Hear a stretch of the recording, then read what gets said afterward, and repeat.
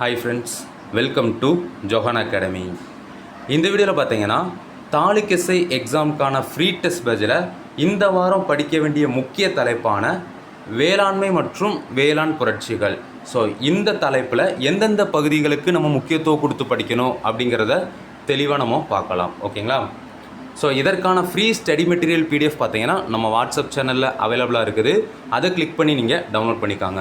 ஒருவேளை நீங்கள் நம்ம வாட்ஸ்அப் சேனலில் இல்லை அப்படின்னா இந்த வீடியோ கீழே டிஸ்கிரிப்ஷனில் நம்ம வாட்ஸ்அப் சேனலுக்கான லிங்க் வந்து ப்ரொவைட் பண்ணுறேன். அதை கிளிக் பண்ணி நீங்கள் ஜாயின் பண்ணிக்காங்க. நம்ம சேனல் சார்பாக பார்த்தீங்கன்னா தாலுக் எஸ்ஐ எக்ஸாமுக்காக ஒரு பெய்டு டெஸ்ட் பேட்சுமே நம்ம கண்டக்ட் பண்ணிகிட்ருக்கோம். அந்த பெய்டு டெஸ்ட் பேட்சுக்கான ஷெடியூல், அதுக்கப்புறம் சிலபஸ் வைஸ் ஷீட்கான மாடல் பிடிஎஃப் பார்த்தீங்கன்னா இந்த வீடியோ கீழே டிஸ்கிரிப்ஷனில் கொடுக்குறேன். அதை கிளிக் பண்ணி நீங்கள் டவுன்லோட் பண்ணி பாருங்கள். அதை பார்த்ததுக்கப்புறம் இந்த தாலுக் எஸ்ஐ எக்ஸாமுக்கான பெய்டு டெஸ்ட் பேட்சில் ஜாயின் பண்ண நீங்கள் விருப்பப்பட்டீங்க அப்படின்னா 1200 பே பண்ணி நீங்கள் ஜாயின் பண்ணிக்கலாம். ஓகேங்களா? ஸோ இதில் ஜாயின் பண்ண விருப்பம் உள்ளவங்க பார்த்தீங்கன்னா I want taluk SI test batch அப்படின்னு டைப் பண்ணி 9385950322 இந்த வாட்ஸ்அப் நம்பருக்கு சென்ட் பண்ணிங்க அப்படின்னா உங்களுக்கான ஜாயினிங் ப்ரொசீஜர் நான் அப்டேட் பண்ணுவேன். ஸோ விருப்பம் உள்ளவங்க நீங்கள் ஜாயின் பண்ணிக்காங்க. ஓகே, இப்போது இந்த வேளாண்மை மற்றும் வேளாண் புரட்சிகள் இதில் எந்த பகுதிக்கெலாம் நீங்கள் முக்கியத்துவம் கொடுத்து படிக்கணும் அப்படின்னு சொல்கிறேன், நோட் பண்ணிக்காங்க. ஃபஸ்ட்டு நீர்ப்பாசன முறைகள். ஓகேங்களா? ஸோ நீர்ப்பாசன முறைகள் நம்ம இந்தியாவில் எந்த வகையான நீர்ப்பாசனங்கள்லாம் பயன்படுத்தப்படுது, அதில் எது மலிவான நீர்ப்பாசனம், எது பழமையான நீர்ப்பாசனம், அதை பற்றின அடிப்படை தகவல்கள் நீங்கள் படித்து வச்சுக்கணும். ரெண்டாவது பார்த்தீங்கன்னா வேளாண்மை வகைகள். ஓகேங்களா? நம்ம இந்தியாவிலையும் நம்ம தமிழ்நாட்டிலையும் பின்பற்றப்படுற வேளாண்மை வகை பற்றிய அடிப்படையான தகவல்கள் நீங்கள் படித்து வச்சுக்கணும். அதில் குறிப்பாக இடப்பெயர்வு வேளாண்மை ரொம்ப ரொம்ப முக்கியமானது. ஓகேங்களா? ஸோ ஒவ்வொரு மாநிலத்திலும் பார்த்தீங்கன்னா இடப்பெயர்வு வேளாண்மை ஒவ்வொரு பேரில் அழைக்கப்படும். அது என்னென்ன அப்படின்னு சொல்லிட்டு தெளிவாக நீங்கள் படித்து வச்சுக்கணும். ஓகேங்களா? அடுத்தது மூணாவதாக என்ன அப்படின்னு பார்த்தீங்கன்னா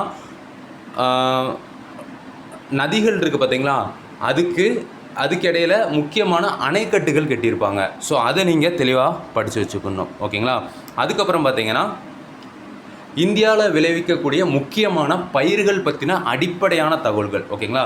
ஸோ அந்த பயிர் வந்து எந்த மண்ணில் நல்ல விளையும், இப்போ ஒரு பயிர் இருக்குன்னா அதோட முதன்மை உற்பத்தியாளராக எந்த மாநிலம் திகழுது, அதுக்கப்புறம் அந்த பயிருக்கான முக்கியமான புரட்சி என்ன. ஸோ இதை பற்றின டீட்டெயில்டு இன்ஃபர்மேஷன் நீங்கள் படித்து வச்சுக்கணும். ஓகேங்களா? ஸோ இது போக பார்த்தீங்க அப்படின்னா அந்த பயிர் வகையில் குறிப்பாக நீங்கள் பருத்தி பற்றி நீங்கள் படித்து வச்சுக்கணும். ஓகேங்களா? பருத்தி சாகுபடி, அதுக்கப்புறம் நெல், அதுக்கப்புறம் கோதுமை, இது மூணும் அந்த பயிரில் முக்கியத்துவம் கொடுத்து நீங்கள் படித்து வச்சுக்கணும்.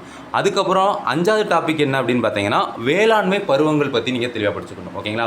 இப்போ காரிஃப் பருவம் அப்படின்னு சொல்லிட்டு இருக்கும், சொர்ணாவரி பருவம், ஆடிப்பட்டம் அப்படின்னு சொல்லிட்டு வேளாண்மைக்கான முக்கியமான பருவங்கள் இருக்கும் பார்த்தீங்களா, அதை நீங்கள் தெளிவாக படித்து வச்சுக்கணும். ஓகேங்களா? அதுக்கப்புறம் வேளாண் புரட்சி, இப்போ மஞ்சள் புரட்சி எதனுடன் தொடர்புடையது, இளஞ்சிவப்பு புரட்சி எதனுடன் தொடர்புடையது, அதை பற்றின இன்ஃபர்மேஷன் நீங்கள் தெளிவாக படித்து வச்சுக்கணும். ஓகேங்களா?